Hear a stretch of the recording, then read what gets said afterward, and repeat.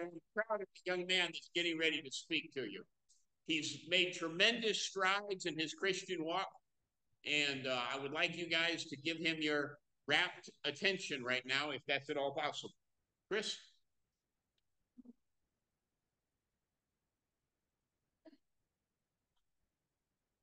Morning, church. My first time to preach here in our new building. Congratulations to me.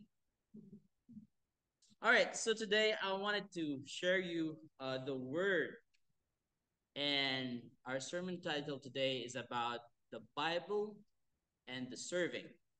Now, before that, I wanted to show you a picture right here.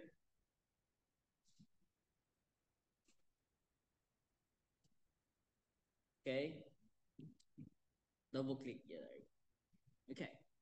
Now, when you're seeing this picture, what comes into your mind while seeing this picture right here?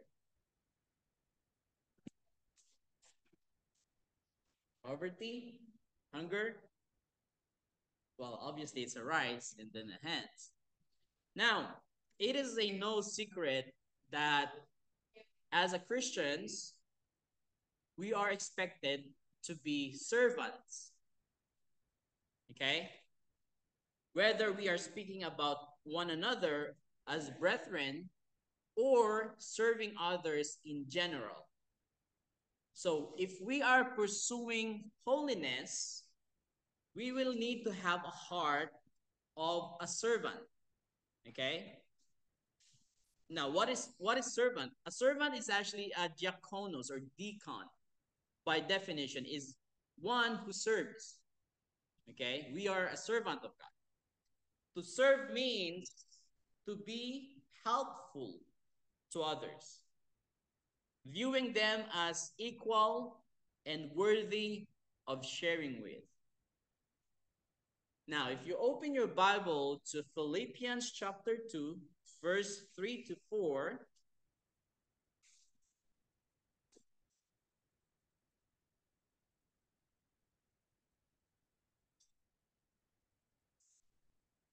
okay, everybody's there? Philippians chapter 2, verse 3 to 4. Okay, so read it with me, guys. Everybody's there? Okay, okay. Read it with me, guys. Do nothing out of selfish ambition or vain. Rather, in humility, value others above yourselves, not looking to your own interest, but each of you to the interest of the others.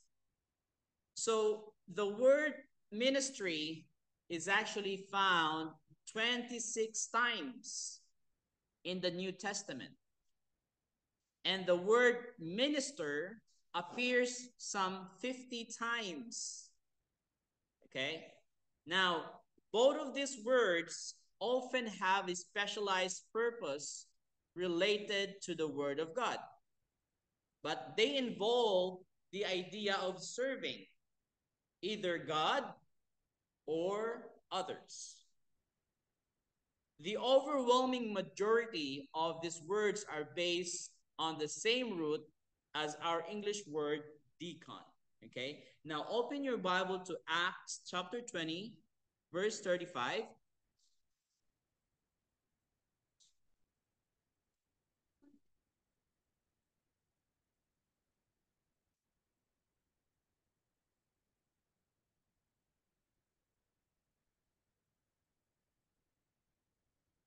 Let me open my. I think I'm reading the NEV. Everybody there? Okay. Acts chapter 20, verse 35. Paul to the Ephesians elders says, in everything I did, I showed you that by the kind of the hard work we must help the weak, remembering the words the Lord himself said, it is more blessed to give than to receive.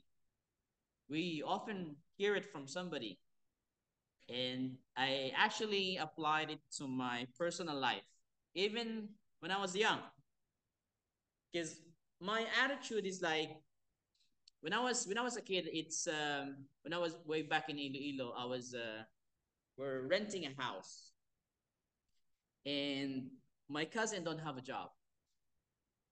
My cousin, his wife, and two kids, and they don't have food too. And sometimes me and my wife, LJ, was kind of like into, like we fight a lot because she saw that we don't have enough, but I still give to my family, even if I don't have enough for myself. Now, um, I don't know if that why it happened, but I think it's give even though if I don't have enough, if I give to somebody, I feel like I'm blessed. I don't know, but if you open your Bible to Romans chapter 12 verse 7,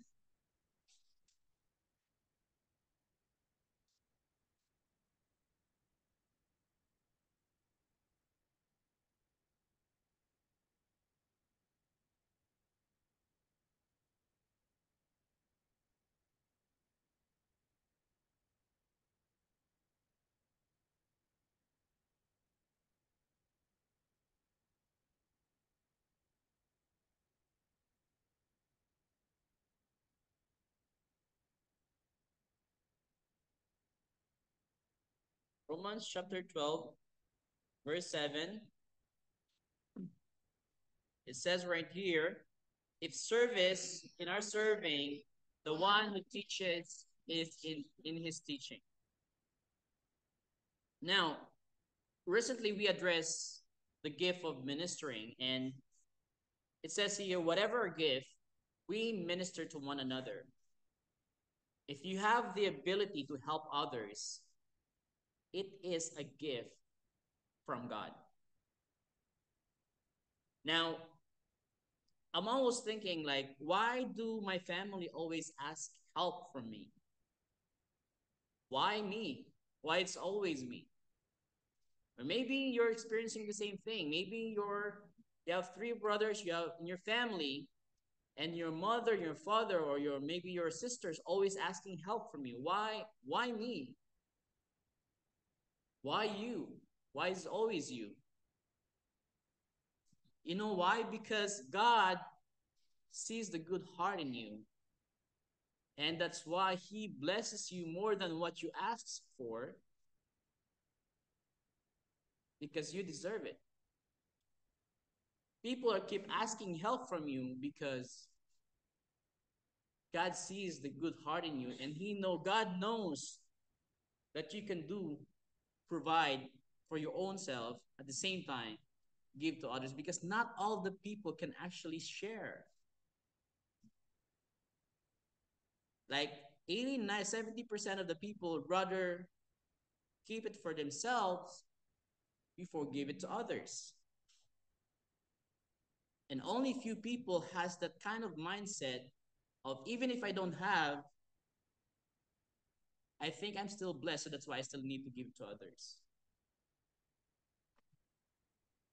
Just don't complain. Okay? Remember, just don't complain. If you have something that you can share to others, just share it, because it is a gift from God.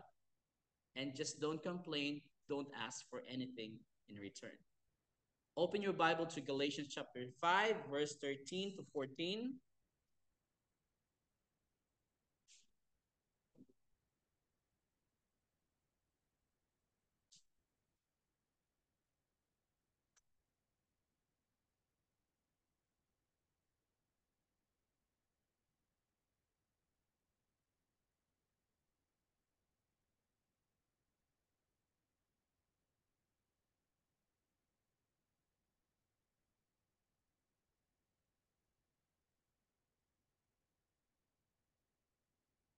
Okay, read it with me, guys. For you were called to freedom, brothers. Only do not use your freedom as an opportunity for the flesh, but through love serve one another. For the whole law is fulfilled in one word. You shall love your neighbor as yourself. Okay? Now I'm going to repeat it again. For the whole law is fulfilled in one word. And that is, you shall love your neighbor as you love yourself. Now, this is one way to show your love to God. Going to church, going here every Sunday, doesn't show the love to God. Okay, you may be praising Him, but you don't love Him. Because you may only hear His word, but not doing it. Right? So it is important, and that's one way to give back, to show your love to God, by providing and sharing it with other people, by loving your neighbors. It's one way to give back the blessings that you receive from our Lord. Okay? Open your Bible to Hebrews chapter 13, verse 16.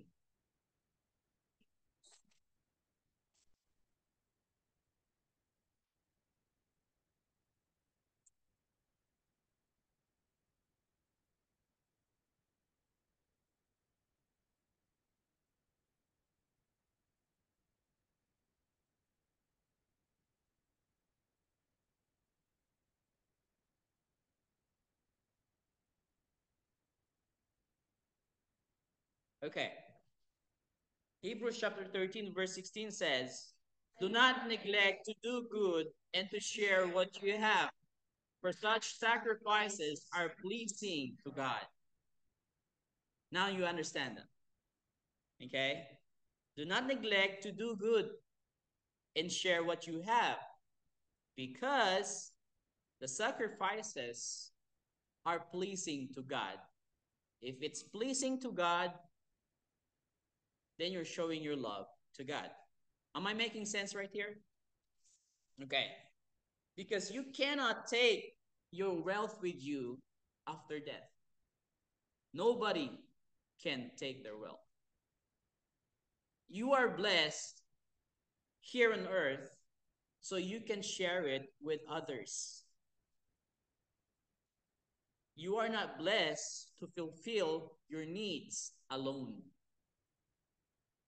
You are being blessed by God because you have that capability. God sees the good in you that you can create more. But that doesn't mean that the more you create is only for you. It's meant to share with others.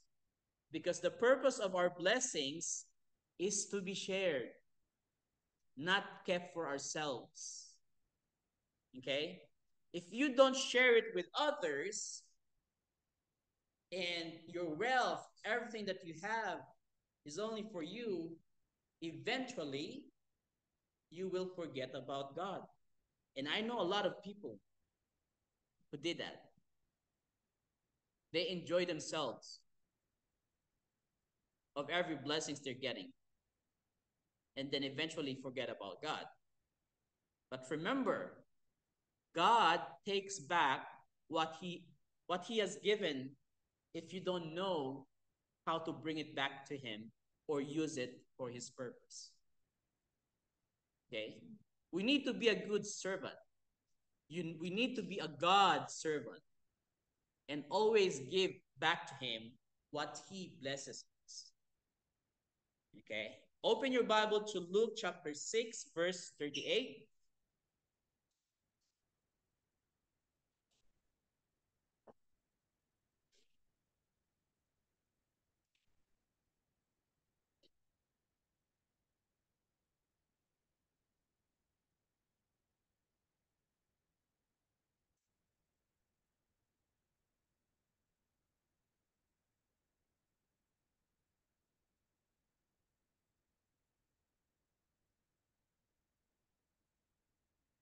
Okay. Luke chapter 6, verse 38 says, give, and it will be given to you. Good measure, pressed down, shaken together, running over, will be put into your lap. For with the measure you use, it will be measured back to you. Okay. Now, in this part, I understand that the more you give, the more you receive. And I've experienced that in my entire life. You know, someone once told me, why do I keep giving others? It's actually my cousin. If you don't have enough.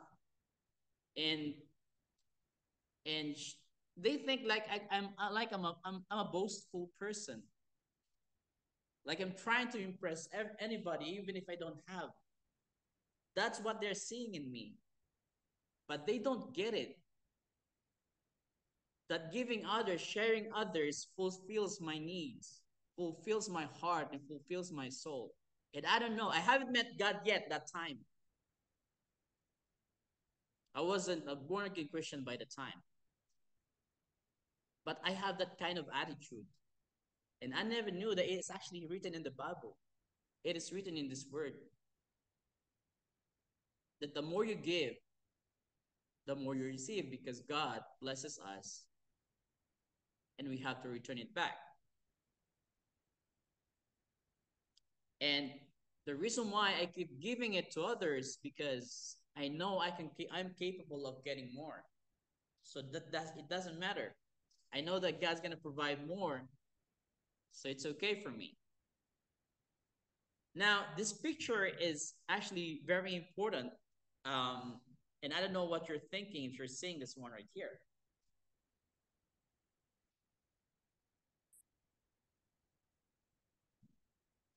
Okay, it's the final judgment when we met Christ later on. Now, open your Bible to Matthew 25, chapter 31, verse 46.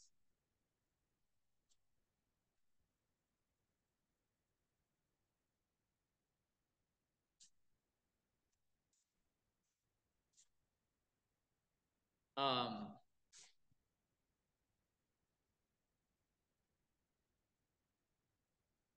Matthew chapter 21, verse 31 to 46. We're going to read all of it, okay? From verse 31.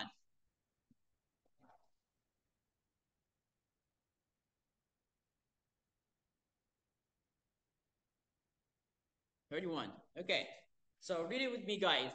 When the Son of Man comes in his glory and all the angels with him, then he will sit in his glorious throne. Before him will be gathered all the nations, and he will separate people from one another as a shepherd separates the sheep from the goats. And he will place the sheep on his right, but the goats on the left. Then the king will say to those on his right, come, you who are blessed by my Father, inherit the kingdom prepared for you from the foundation of the world. For I was hungry, and you gave me food. And I was thirsty, and you gave me drink. I was a stranger, and you welcomed me. I was naked, and you clothed me. I was sick, and you visited me. I was in prison, and you came to me. Then the righteous will answer him, saying, Lord, when did we see you hungry and feed you, or thirsty and give you drink? And when did we see you a stranger and welcome you, or naked and clothe you? And when did we see you sick or in prison and visit you? And the king will answer them, truly I say to you, as you did it to one of the least of these my brothers, you did it to me. So if you are reading or getting the sense of this verse, now we understand that by praising God or giving God what He is asked us to do is by sharing it with others, sharing it with our brothers, loving our neighbors. Being a servant to God is also being a servant to our fellows or our neighbors. Okay? Because Jesus is actually the ultimate servant. We know that if we are pursuing holiness, we will look into the ultimate example in all that we do. And Jesus was the greatest example of a servant. He is our King. He is our God. but he was a servant. If you open your Bible to Matthew chapter 20, verse 25 to 28.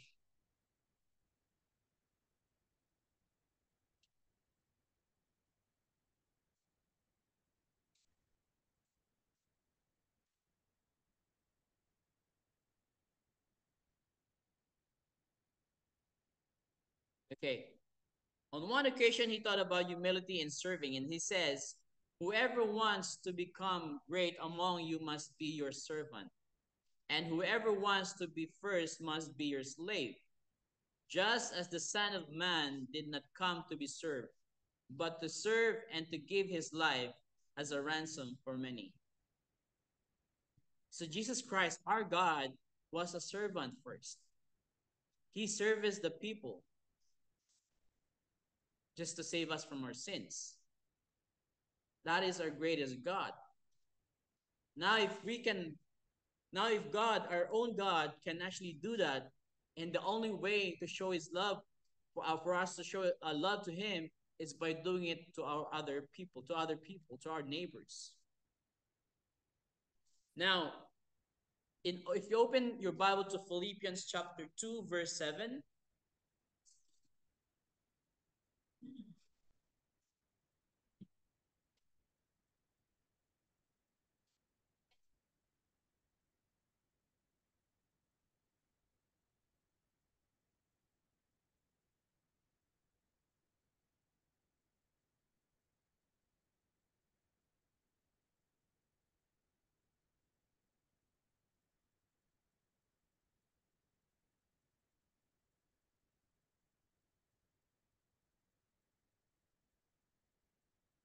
Okay?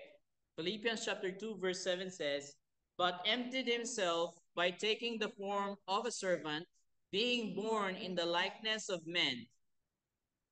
He left heaven and became a bond servant. Imagine that. The creator of the world left the heaven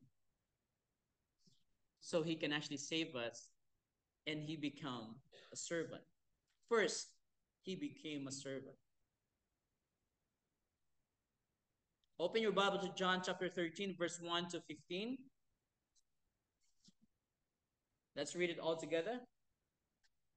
John chapter 13, verse 1 to 15.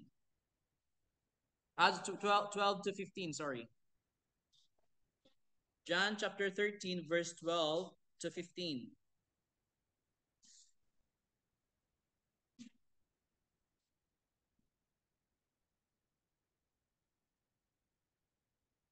Okay. John chapter 13, verse 12 to 15 says, when he had washed their feet and put on his outer garments and resumed his plate, he said to them, do you understand what I have done to you? You call me teacher and Lord, and you are right, for so I am. And if I then, your Lord and teacher, have washed your feet, you also ought to wash one another's feet. For I have given you an example that you also should do as I have done to you. So he washed the disciples' feet and encouraged everyone to serve each other in a like manner. Now, but if in our days today, would you wash your neighbor's feet?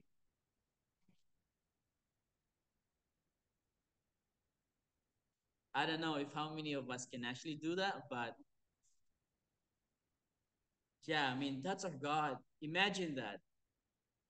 If our God can actually do that, why can't we? Why is it hard for us to share some of our blessings to others? Right? And we feel blessed, we feel happy if we are receiving. But it's too hard for us when it comes to giving and sharing it with other neighbors. So God's actions for humanity serve as the ultimate example of selfless service and love. So if you have Open your Bible to John chapter 3, verse 16. And I'm not sure if everyone can memorize it, but for sure it's familiar to you.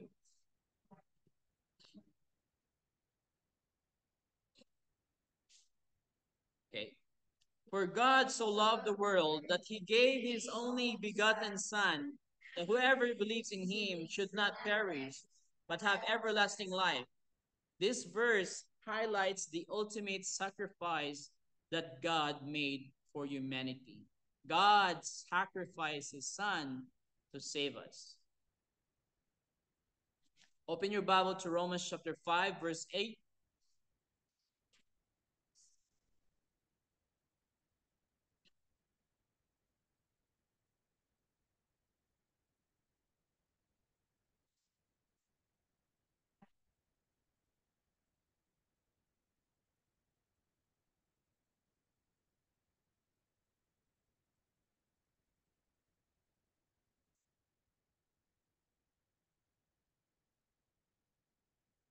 Okay, but God demonstrates his own love towards us, in that while we were still sinners, Christ died for us.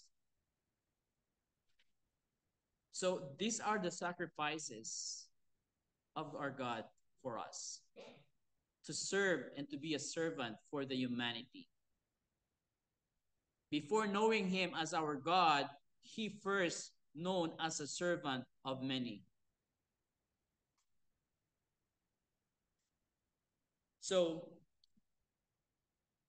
God is who is in rich or in mercy because of his great love with which he loved us, even when we were dead in trespasses, made us alive together. And and if we can think of, I'm not sure how many we can think of the things that we have to give back to God. Like, how can we show our love to God today? Like going to church. Aside from that, what else? Giving back to others or sharing the what we have with others, and also have a personal relationship with him every day, not only every Sunday. Okay. Open your Bible to Titus chapter 3, verse 4 to 5.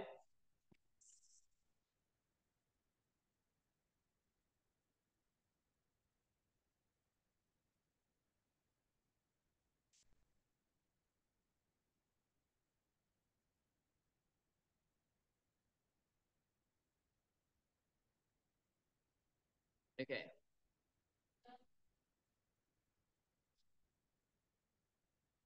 And after this, I'm gonna share to you a little story. Okay. Now, Titus chapter 3, verse 45 says, but when the kindness of the love of God, our Savior, toward man appeared, not by work of righteousness, which we have done, but according to his mercy, he saved us through the washing, the regeneration, and renewal of the Holy Spirit. Now, I wanted to tell you a little story about a guy.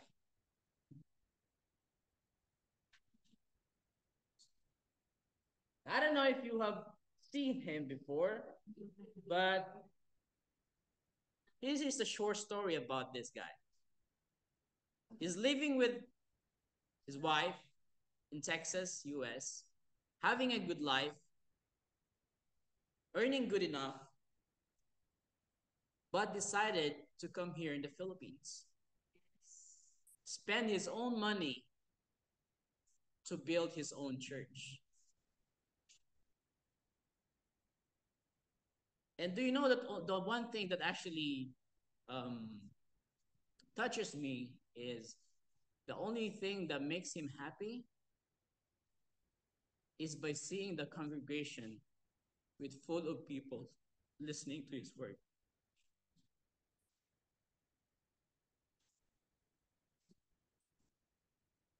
No, not everyone can actually do it, but I hope you guys see the true servant of God.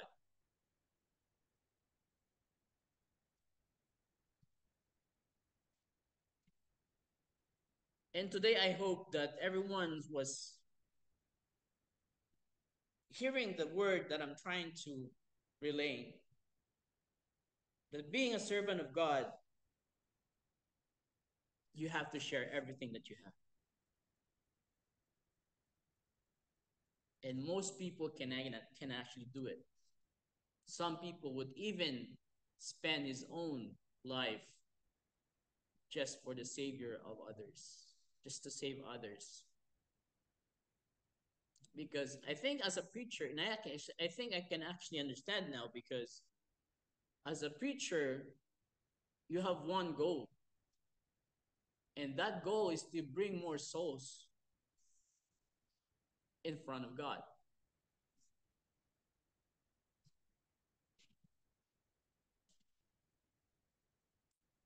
And I hope I can do the same thing. As we are building this church, as we are growing this congregation, even though if you're not preaching, even if you're not sharing the word here in front, but getting more people to know God is one way to show your love to God.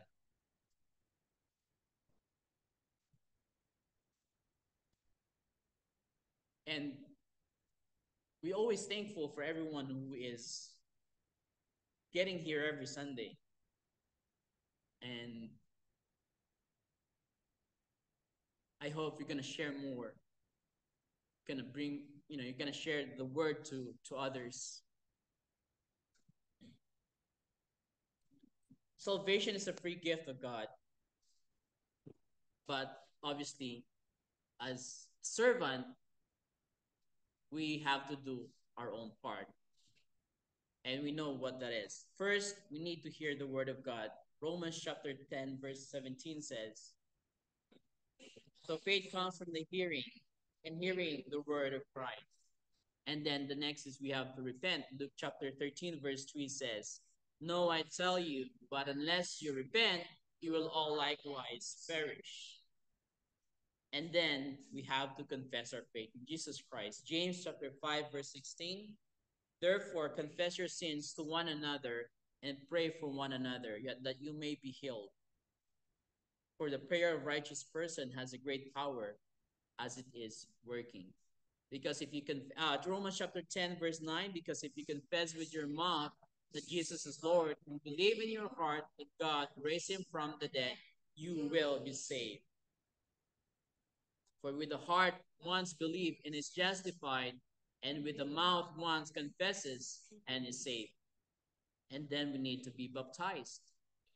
Baptism, 1 Peter chapter 3, verse 21 says, baptism, which corresponds to this, now saves you, not as a removal of dirt from the body, but as an appeal to God for a good conscience through the resurrection of Jesus Christ. And then the last thing, which is very important, we need to remain faithful. Revelation chapter 2, verse 10. Be faithful unto death, and I will give you the crown of life. Good morning, everyone. So I hope everyone has heard the message today. I have a lot more to tell, but we're gonna share it next time. And thank you, everyone, for listening and coming here today. Have a blessed day.